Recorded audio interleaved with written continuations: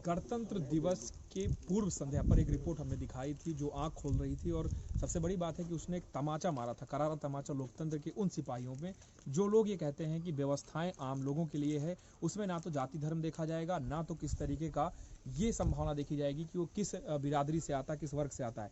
लेकिन ये बहुत बड़ा विषय है कि क्या ब्राह्मण होना गुनाह है? क्या वाकई में सबका साथ सबका विकास कहने वाली सरकार सिर्फ दलितों के विकास पे ज़्यादा आकर्षित है, या उस तबके का विकास भी किया जाएगा जिसके नाम पे वोट के लिए बड़े बड़े वादे किए जाते हैं? सकरौहा गांव का ये परिवार है जिसके ऑलरेडी यानी कि पहले ही कई बच्चे टीबी से मर चुके हैं। एक यहाँ पे व्यक्ति बचे हुए हैं जो अभी टीबी से जूझ रहे हैं। बाबा इनके हैं 80 साल के, जो कि निराश हैं इस बात से कि व्यवस्थाएं कब तक पहुंचेंगी। फिलहाल आवास नहीं मिला है इन्हें, घर जो है वो बरसात के दिनों में चूता है और चारों तरफ से गिरा हुआ है। आंखें उम्मीदों की आंखें हैं, उम्मीद लगाए बैठे हुए हैं।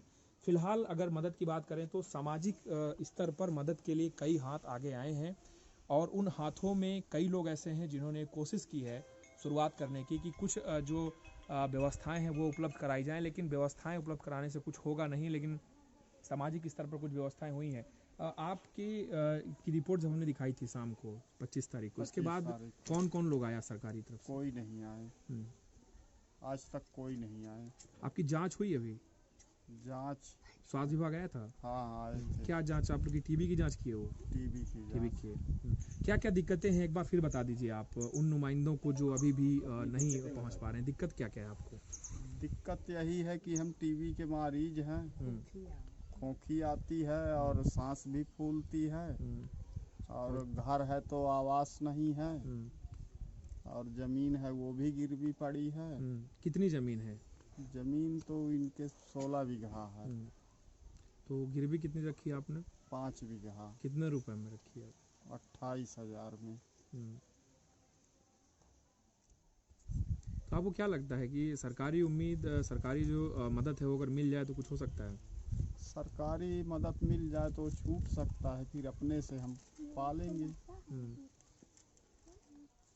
ठीक है, फिलहाल ये बच्चे हैं इस परिवार में, उनकी माँ है, सारे लोग उम्मीद की नज़रों से देख रहे हैं। और सबसे बड़ी बात यह है कि इस परिवार को मदद इसलिए भी आवश्यक है क्योंकि लोकतंत्र का जो पूरा ढांचा है उस पूरे ढांचे में कोई भी तबका अगर सरकारी सुविधाओं से वंचित है तो यानी कि ये माना जा सकता है कि व्यवस्थाएं फेल हैं, और व्यवस्थाओं का पालन कराने वाले लोग नैतिक रूप से अपने कर्तव्यों का पालन नहीं कर रहे हैं। लेकिन उम्मीद लोगों की है, उम्मीद हमारी भी है कि सरकारी सिस्टम पहुंचेगा।